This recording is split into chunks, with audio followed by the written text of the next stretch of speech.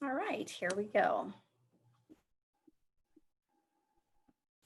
So this presentation serves as a guide for parents and guardians to assist in the understanding of dyslexia, what the characteristics are that are most associated with individuals with dyslexia, and what to do if you think your child might be dyslexic. So what is dyslexia? So it is a specific learning disability. It is a neurobiological in order, and it's characterized by difficulties with accurate or fluent word recognition, poor spelling, and poor decoding abilities. These difficulties typically result in a deficit in what we call the phonological component of language. It's often unexpected in relation to other cognitive abilities and provisions that have been provided in the classroom. So what that means is, we look for individuals that have average to above average intelligence, but are still struggling with developing those skills in reading. Students with dyslexia often have secondary consequences, such as deficits in reading comprehension and delayed vocabulary and background knowledge. So this actual definition can be found on the the International Dyslexia Association website, and I have the website here. It's a wonderful website. If you guys want more information regarding dyslexia, it's a great resource.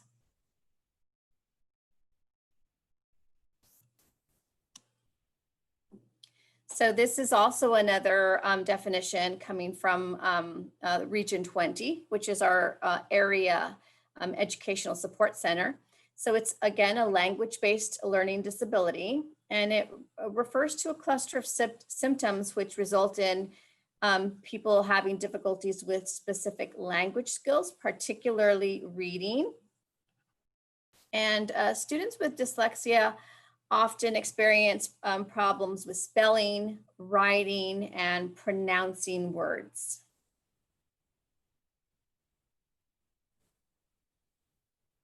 What are the characteristics of dyslexia?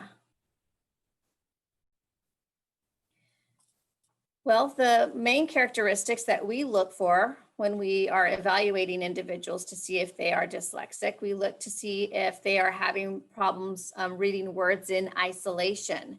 So if you show them one word, are they having a problem trying to figure out what that word says? They have difficulty accurately decoding unfamiliar words. So if you put an unfamiliar word before them, they struggle with trying to figure out what it says. They have difficulty with oral reading. So it's slow, it's inaccurate, it's labored, it's really choppy. You can tell that they're struggling with what they're trying to read. And then many of them have spelling difficulties.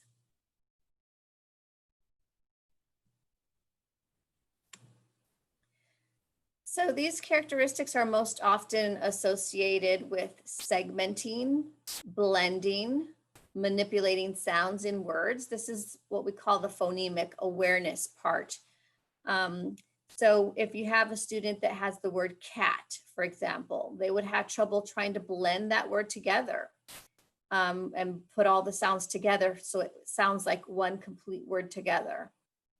Segmenting, like when you break words apart, like cat, at, that's segmenting a word. They struggle with that type of a task.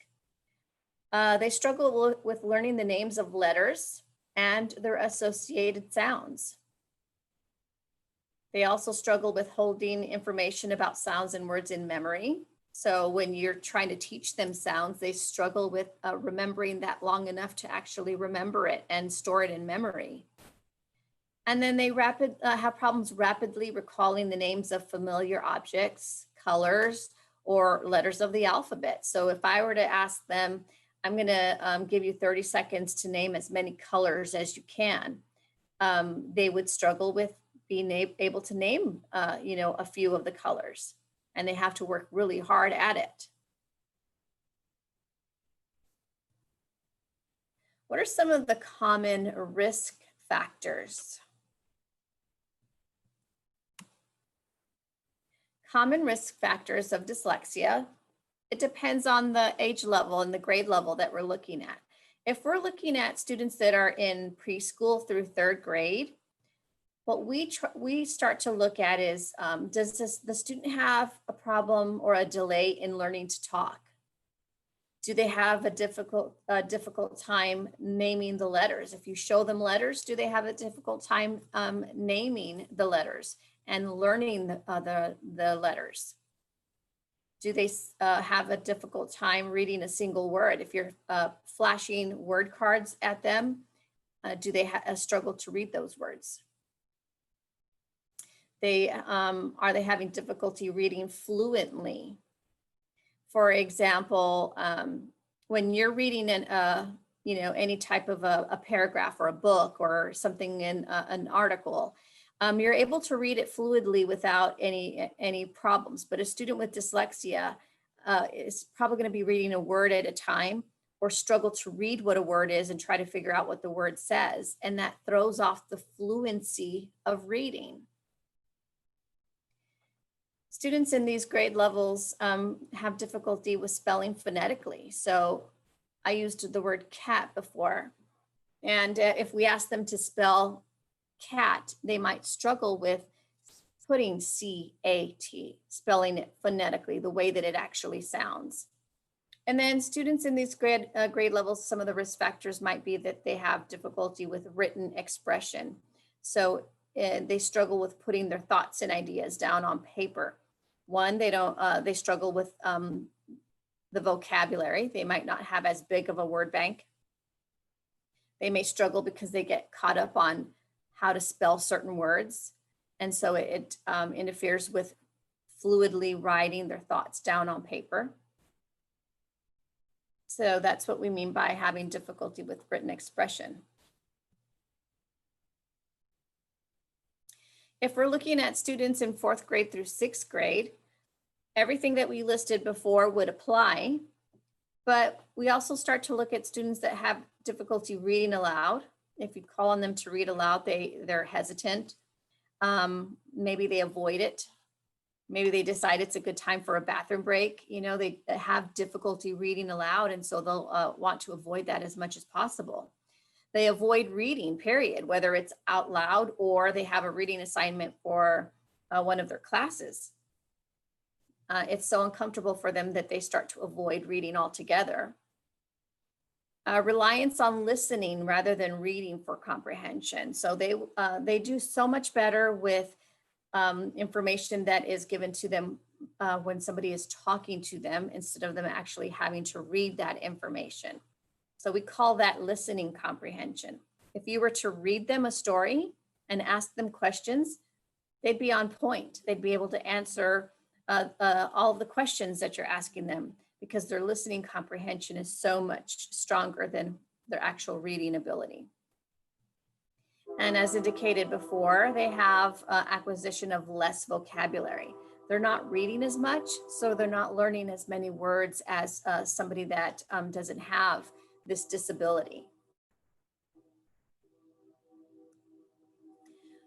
The common risk factors that we look at for students that are in middle school and high school: they're frustrated with the amount of time required and energy expended for reading. It takes them a really long time to read.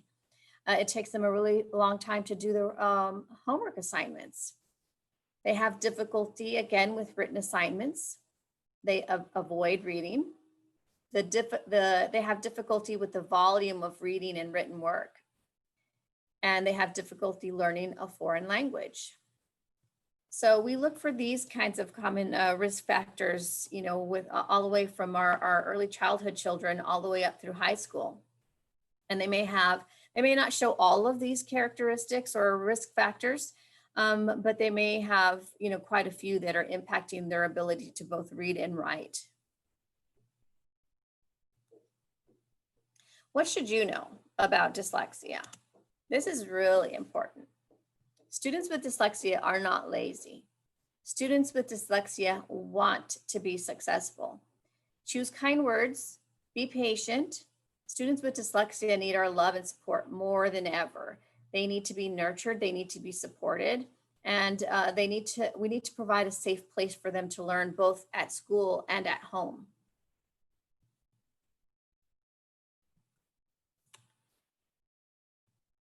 Did you know that people with dyslexia are some of the brightest, most talented people? They're often creative, artistic, sociable, talkative, athletic, good at making things, and often they're musical. You know, some of our most famous individuals have dyslexia.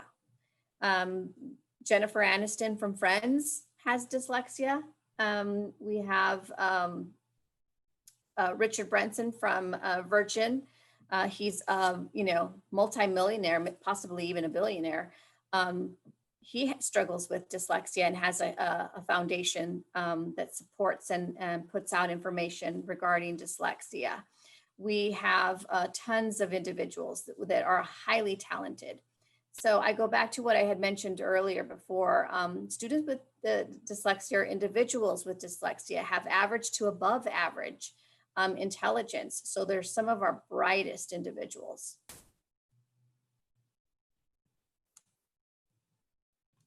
So some of the things that are associated with our individuals that are dyslexic, some of them might have a developmental language disorder. Some of them might experience anxiety. Some of them might experience anger or depression or a lack of motivation. Some of them suffer from a low self-esteem. They're really hard on themselves because they struggle so much with reading and writing. A lot of individuals with dyslexia also have ADHD. One is not caused by the other, but we have found that there are a lot of individuals with dyslexia that are also ADHD and vice versa. So I wanted to mention a little bit about the lack of motivation. I think it's safe to say for all of us, because we're all human and we all, you know, have certain strengths and certain weaknesses. For the things that I don't do well, I don't, you know, I avoid them. It's not that I don't want to do it, but I'm not particularly good at it. And so it's something that I'm going to avoid. Instead, I you know, tend to gravitate to the items that I'm really good at. For example, I really enjoy writing. I have no problem with writing, so I'm not going to avoid that. But give me, you know, some really complicated, you know, calculus math problems, and I'm going to avoid that because it's not my strongest suit. This is the same theory that applies to our individuals with dyslexia. Because it's so difficult for them to read and write, they have a natural tendency to want to avoid these types of activities, anything that involves reading and writing.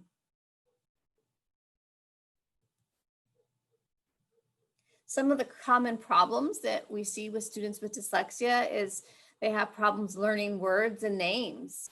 They have a hard time holding ideas long enough to transfer them down to paper. And so this might be a problem when a teacher is giving a lesson and the student with dyslexia is trying to write those notes down. It's hard for them to hold that idea long enough to get it down on the paper. And so sometimes they end up with some messy notes or inaccurate notes or notes that are missing important pieces of information. They struggle with irregular words. They struggle with verbal instructions. You want to make sure that any verbal instructions that you give are maybe 1 or 2 step type of directions, and we simplify them as much as possible. They might have problems memorizing lines for a play or remembering math facts. They might struggle with doing mental math.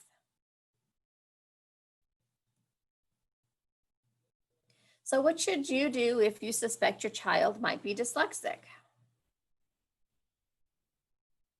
Talk to the professionals. Speak to your child's teacher and inform the teacher of what you are observing at home. For example, is the child refusing or is he reluctant to read? Is the child taking hours to complete his or her homework? And it's a fight to get the child to work on their homework. Do they cry? Do they just not want to do it? Does the child have difficulty reading words? Is the child having problems writing his thoughts down on his or her thoughts down on paper because he or she can't spell? When you're talking to your child's teacher, ask the teacher, do they share the same concerns about your child's progress in reading? What are their observations regarding your child's reading progress? Are they reading on level or are they behind in their reading skills? What is your child reading? What is your child's reading? Is your child reading on grade level? And what does the information on the district's screeners or state assessments say about your child's reading performance? Because we do, have our assessments that we administer every year, beginning, middle, and end of the year. Well, what are those assessments saying about where your child is with reading? Are they where they need to be?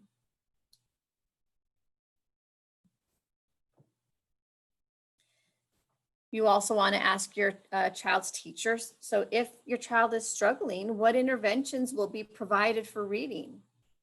What plan will be implemented to address your child's weaknesses? How will they monitor your child's progress? How often will they provide you feedback regarding your child's progress?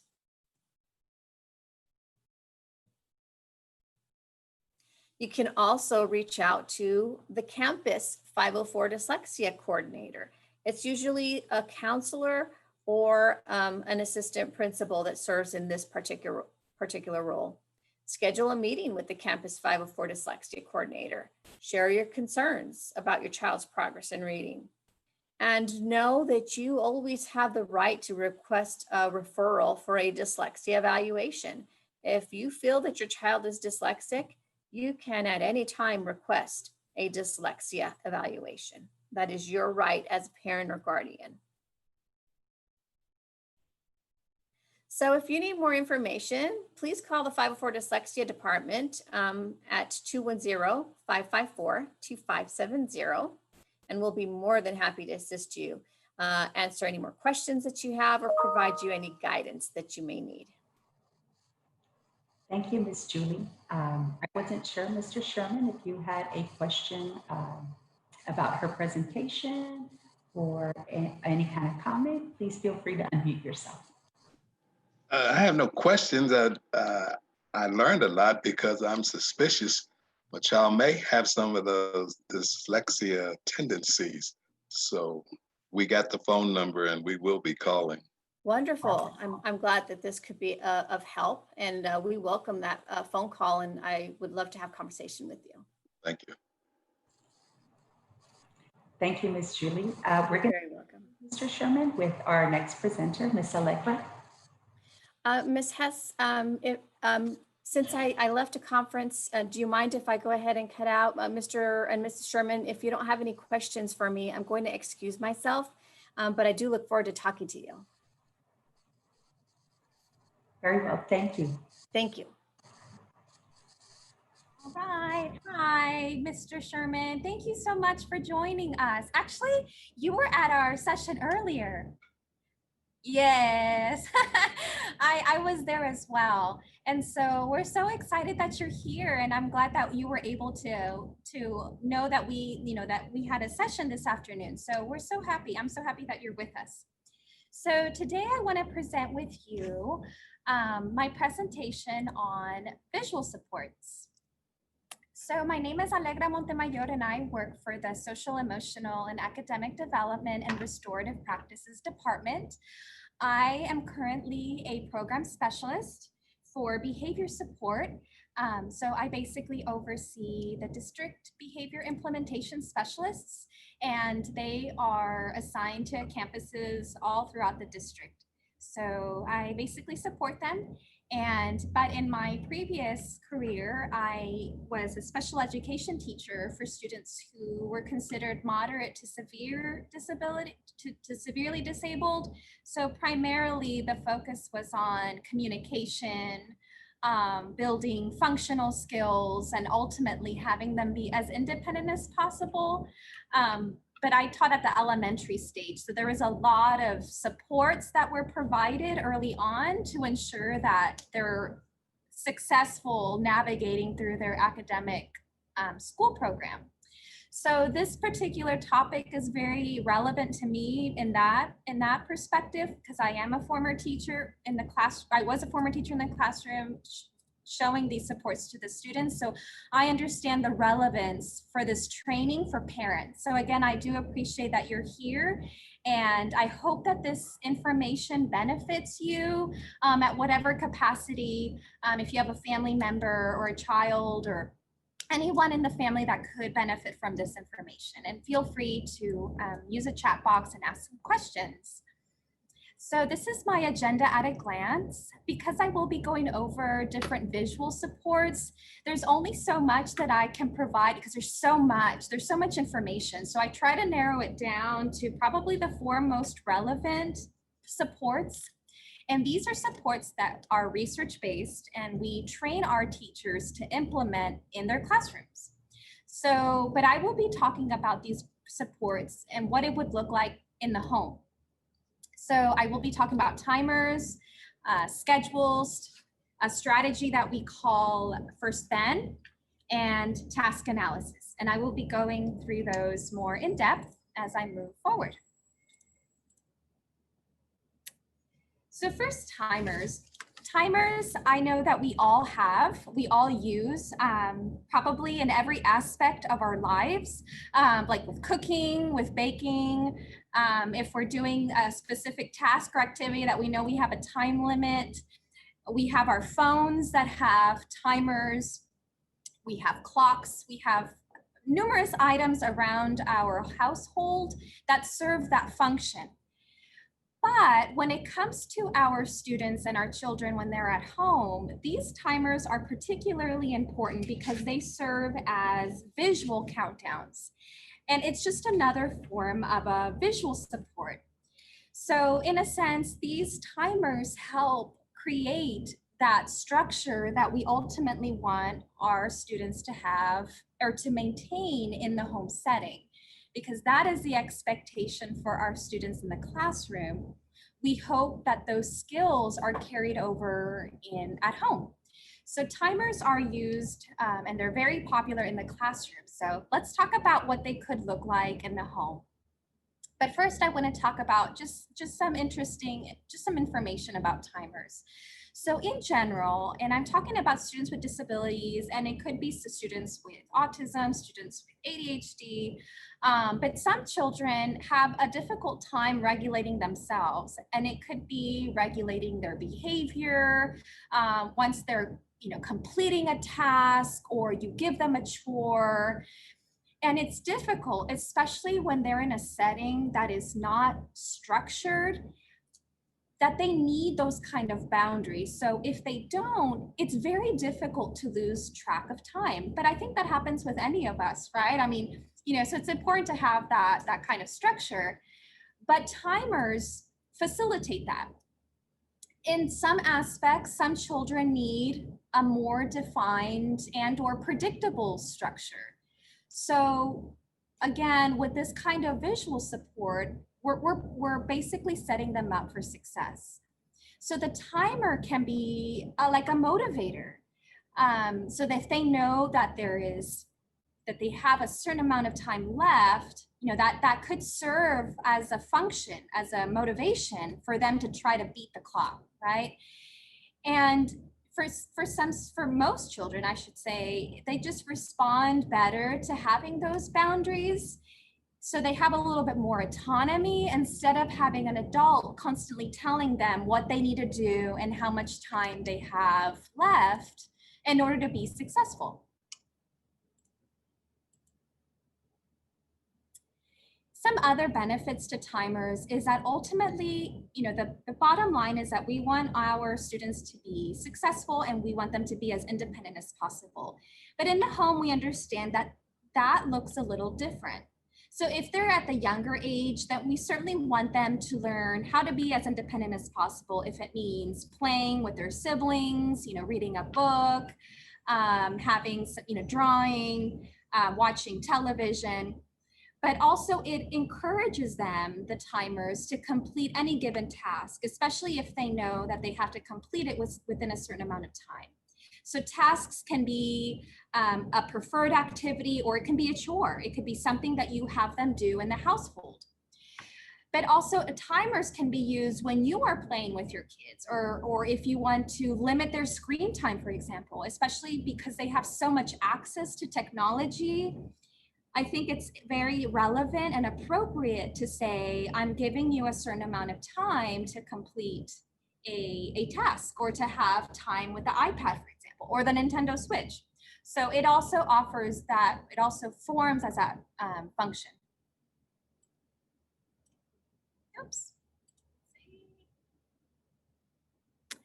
Some tips to sort of encourage them to, to be responsive to the timers is to challenge them, right? So if it's a chore that they primarily don't like to do in the home, like if they don't like to make their beds, or if that they don't like to brush their teeth, things that they just don't like to do, but that they have to do it because it's part of their personal hygiene, then you can challenge them to beat the timer. And that's one of the ways that you can say, okay, in order for you to get some time with the iPad, or to watch your favorite television show, I'm giving you this task, and let's see if you can beat the timer. So that's one way. And for those individuals that that are oppositional or defiant, then it's important to sort of shifting that focus away from you. Like, it's always my mom, it's always my dad, it's always my grandparents, someone of authority. They're always telling me what I need to do. But instead you shift that focus and say, well, the timer says that you have a few minutes left, excuse me. So then you shift that focus away, and then it kind of sets a different expectation, so that it's always not just you, but now you're saying like, okay, you do have a certain amount of minutes left. And I think that could also serve as a motivator. There are many different timers, like, so there's digital, you have your your mobile phone, if you have an iPhone or an Android, they all have some sort of timer. But I'm also offering a time timer app that's actually free, and it's embedded in my presentation. So let's see if it loads. But it works for both operating systems, for iPhone or Android. And I apologize if it just loads. It's because my internet is it's not at its best right now. But I can go back to this. But it's a free app. There we go. I don't know if you see that, but it's a visual time management app. And I want to show you the screenshots, because I think in particular for students who most of us tend to be visual learners, and especially the majority of our students with disabilities, they really thrive on those visuals. And if you can have something like this that gives them a visual countdown, it will really help establish those parameters, and it will get them a little bit more structured. Oh, I don't know if it's loading. I think I lost the page there. But hopefully you got to see that they could see the time counting down, and that sort of visual tends to help. Miss Irma, I don't know if you're there. I just want to make sure that my screen is visible to the participants. Yes, it is visible. I don't know if I lost some connection there. Thank you for confirming. Yes. So, all right. So now I want to move on to another visual support that I have prepared for you all. So the next one is titled First Then. And this is actually quite popular in the realm of special education, and when we talk about supporting our students in this environment. But interestingly, we all use this kind of principle. So it's informally called the grandma's law, because it's always something that they say, it's like, you can't have your ice cream until you finish your broccoli. So it's sort of establishing that expectation. So we want them to we want them to eat something that we know that they're not going to like, but we're going to reinforce them or provide them with some highly preferred item once they do. So first then is also formerly known, or also known as, the Premack principle. And interestingly, there is a professor whose name is David Premack, and he utilized this theory with monkeys. Actually, he was doing like an experiment, and he found that if you set parameters that you're going to observe these behaviors within those parameters. So that theory says a lot about human behavior, because then this was later identified as being one of those research-based strategies that helps us understand and predict behavior from students. So having this first then is very effective. So basically, we are pairing a low probability behavior to something that they highly, highly prefer. So I want to provide you with some examples of that. But first, let me just give you a scenario. So if you were to leave your child in his or her room, or he or she's in the living room in your home, what would he or she do? So these are some examples of high probability behaviors. This is what we call high probability behaviors. So they may reach out for that remote control because, that's highly desirable, that's highly reinforcing. Or they may reach for their Nintendo Switch if that's something that they have, or some kind of Game Boy, their phone. They may like basketball. Like, these are all considered high probability behaviors. These are rewards essentially to them. Or they like to, maybe they're very simple and they don't like the technology and they like to just draw. These are all examples of high probability behaviors. So when you pair it with something that they don't like to do, you may be able to predict a scenario there. So for example, I have here two different examples of first and then. So I have my sample. So first, it's a non-preferred activity. It's something that they just do not like to do, or it's a task that is difficult for them, or it's challenging. So first they complete that, and then comes something that's rewarding or it's motivating. So for example, at home, first, finish 3 homework questions. That's the expectation. Now again, this is a non-preferred activity. And then I'm gonna pair that with an activity or something that they love to do, which is the iPad, for 5 minutes. So not only are you doing the first then, you're also incorporating the timers as well, because now you're setting those parameters even more. Under these two examples this is a first then board. So it could look in various ways. So you may have students that do well with the words, but then there may be others, again, those visual learners that do very well with the graphics or photographs. So with this example, you can just say first homework, a picture of homework, and then you have the iPad. Okay, so first homework and then iPad for 5 minutes.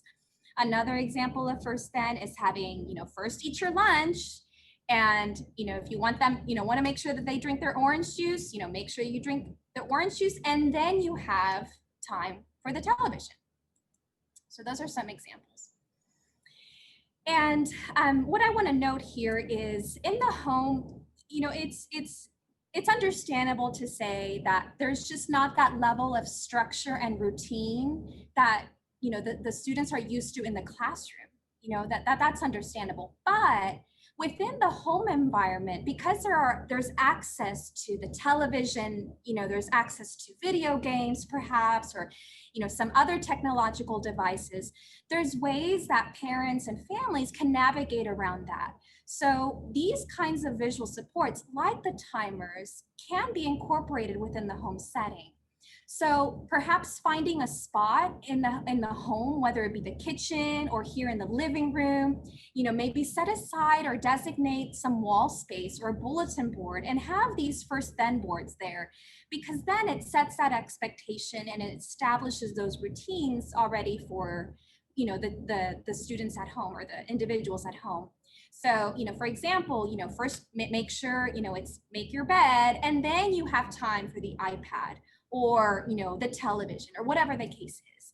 But basically what I'm trying to say here is that, you want to make sure that these visual supports are visible for the child or for the individual so that they have that sense of routine and structure, because everything is so readily available and they can just go and access it if they can. So it's just important to have that level of structure.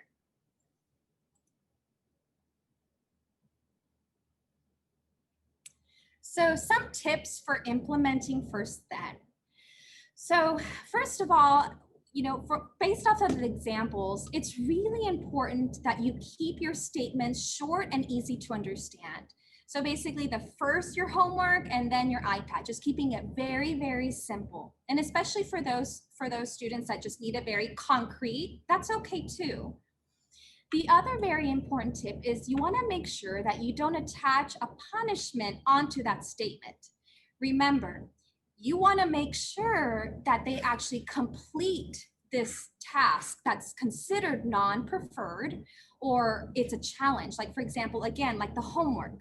That's not something that I think, unless they really want to get to, their reward, which is really the idea, but we don't want them to feel bad about, we don't want it to be attached to something bad, like a punishment. So you want it to be positive because we want to increase the likelihood of these behaviors to occur again, because it's just basically setting them up for success. Another tip when using this is to repeat the statement if you need to.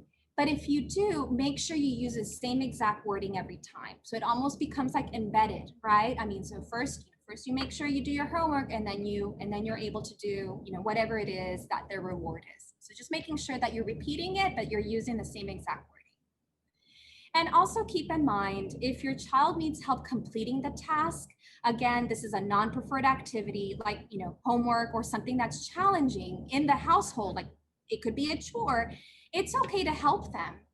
But even if you do help them, make sure that they get the then part of the deal, right? So if you help them achieve that non-preferred activity or, that task, make sure that you always provide them with the reward in the end, because it's teaching them that if they complete a task, they're able to get part of that reward. So just something to keep in mind.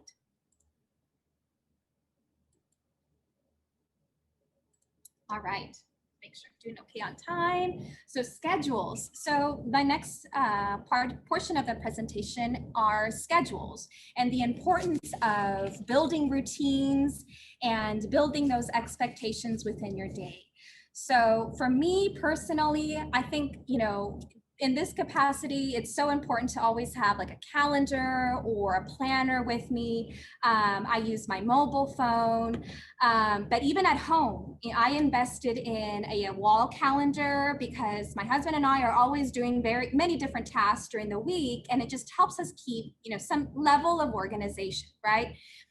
When we look at it from a student perspective, that's even more important, because it helps them build that kind of structure that they already have at school, but they're continuing to generalize that in the home setting. So there's a lot of tips that we present to parents that we recommend that they do. And so that's what I want to do here, is just to provide some friendly tips and some suggestions on how you can incorporate schedules into your home.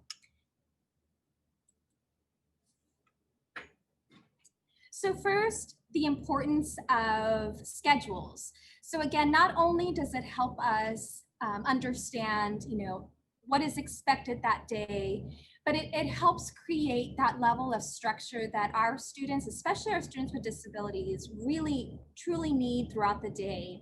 It helps build anticipation. It helps them understand what is next, because they really need that level of structure in order to be successful. And schedules, like for me, and I made an example for myself, it's for all ages, of course, for all children at any levels. Here are some examples of schedules. Again, it really just depends on the level, the need, the age of the child. So some of this may or may not be appropriate, but here are just some examples for what it would look like in the home. So if it's an after school schedule, you know that the child is going to get home and there's things that need to be done.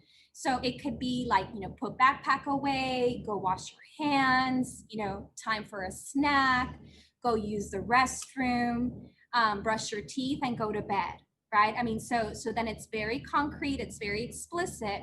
And then this all done is like a little envelope where, and all of these items are Velcroed. So as soon as they're done with each task within this schedule, they place it in that little envelope. So that's an example of an after school schedule. Then we have up here what it would look like in the morning and in the afternoon and in the evening. And this would be optimal for like weekends because, I mean, generally, those are longer days, obviously. And so then it creates, again, that level of structure in the home. And then on here on the left-hand side, we have the items that need to be completed. And, once they're done, they move it over to the finished. So it's in a sense, they're being able to feel that satisfaction of completing one task and moving on to the next. So just some examples, but schedules can take shape and are in many, many different forms. So for schedules, not knowing what is next can be often a source of anxiety for children. And I'm talking specifically like for students with autism or students, with ADHD, for example, and it could be others as well. But without really having those schedules, not knowing what's next may cause some disruption for the child. And even if their routine is consistent, even though they know, like, I know I need to get up, I know I need to, complete these tasks, sometimes the unknown may be worrisome for them.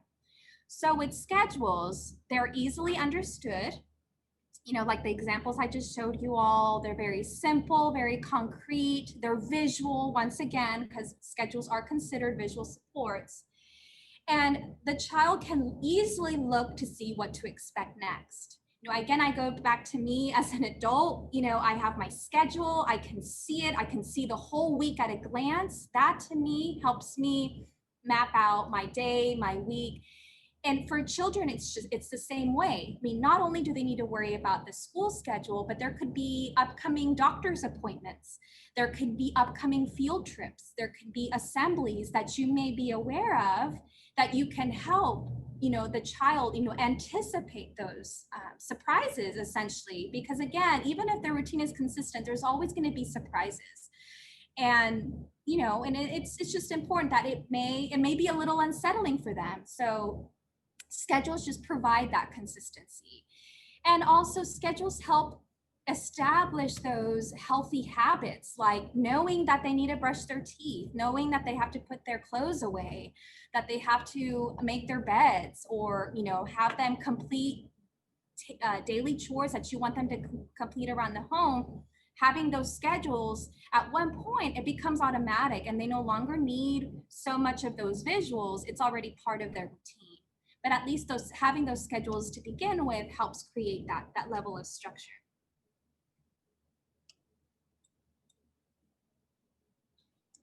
Schedules also provide stability. Once again, not having that may cause some anxiety. So without it, the uncertainty may cause some stress. So we want to just make sure that our students are successful, and providing that will help with that. It also encourages independence. So from a teacher's perspective in the classroom, we don't want to constantly tell them to sit down or to raise their hand when they have questions. Like we want all of our students to know like what the expectations are. So in the home, again, it's a little different, but knowing that these are my tasks when I get home, or these are my morning tasks, when I wake up, again, we're encouraging that level of independence. And in the home, because they spend so much time in the home, it's really the easiest place that we can teach the children to learn these long-term habits, and those implementing those visual schedules facilitates that. And ultimately, with regards to executive functioning skills, these schedules help support that, because ultimately we want them to learn how to manage their time and how to be more organized, because we want them to grow up and be successful as they transition into adulthood and into employment. Like, these are all skills, like we all have to have a schedule, right? Even at work. And so we're teaching them those skills very early on, and ultimately having them be as independent as possible.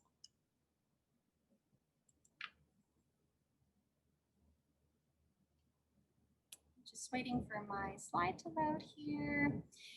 In terms of the level of schedules, you need to make sure that they're developmentally appropriate. I provided you with some visual schedules, but you can say, you know what, I think my child is a little bit at a higher level. So you can have like a checklist. You can have just like the time, and you can have the whatever activity needs to be done. It can be like in a clipboard here for my example. And also understand that they're very individualized. My schedule is different from, another teacher's schedule, for example. One student's schedule is different from the other. Everybody it needs to be very unique to them. So in the home, the refrigerator is probably the best place, because, a lot of times the kids are in the kitchen with their parents, or it could be anywhere else in the home, but the refrigerator tends to be that one place that the kids may always go to.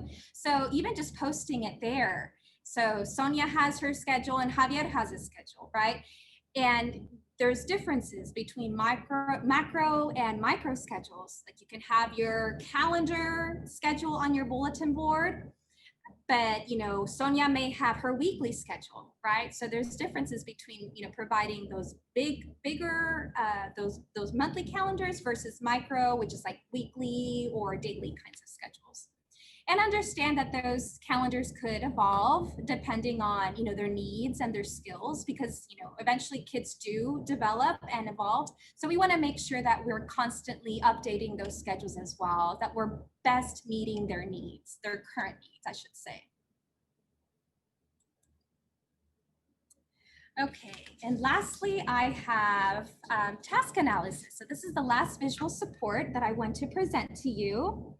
And I think one of the biggest things about task analysis is really understanding that there are tasks and activities within both environments, the school and the home setting. But there are some tasks and activities that are so complex and so difficult for the child to perform that we have to essentially break up that big task into smaller tasks. Because we need to understand, like, from an educator's perspective, that not all children learn the same. Like, we cannot just we can tell maybe one child, go and make your bed, right? Or go and fold clothes. But some of those tasks may be so complex and so challenging for some of our students with disabilities that we need to break it down to smaller concrete steps. So to further illustrate, when we present information verbally, the words for them, it's almost as if they're just available for a very brief moment, right? But for those visual learners, like what we understand from some of our students with disabilities is that if we present it visually, it can be there for as long as the individual needs it. So through task analysis, that's exactly what we're providing. We're breaking down the steps and we're providing them with those visuals.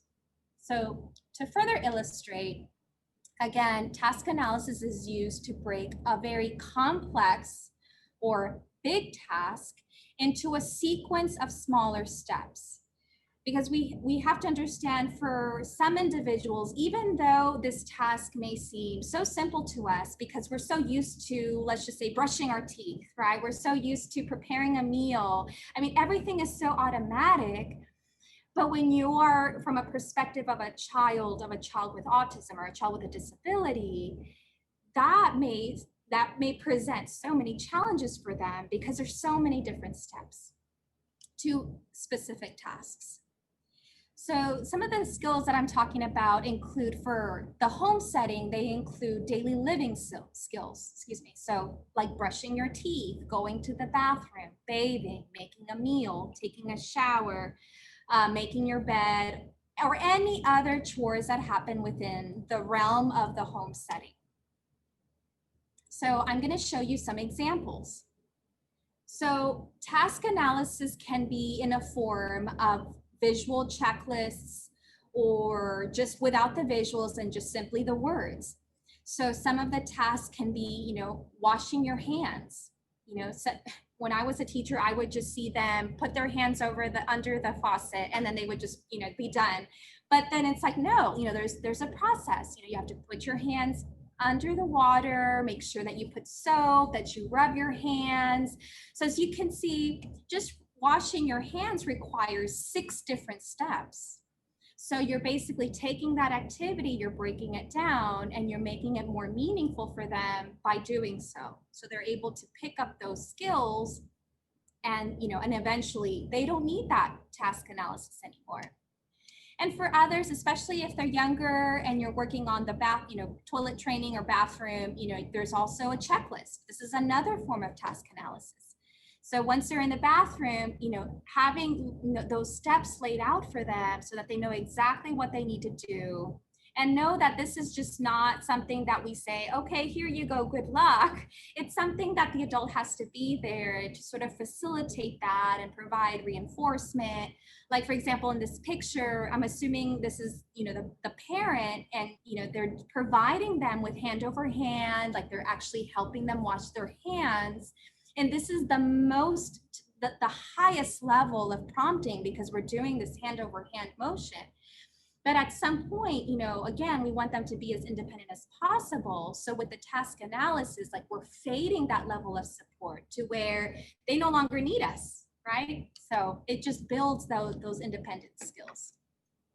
Brushing teeth was another example. It can be in a form of a photograph next to the sink, again, breaking down those steps into smaller steps, or it can be these graphics in a form of a checklist.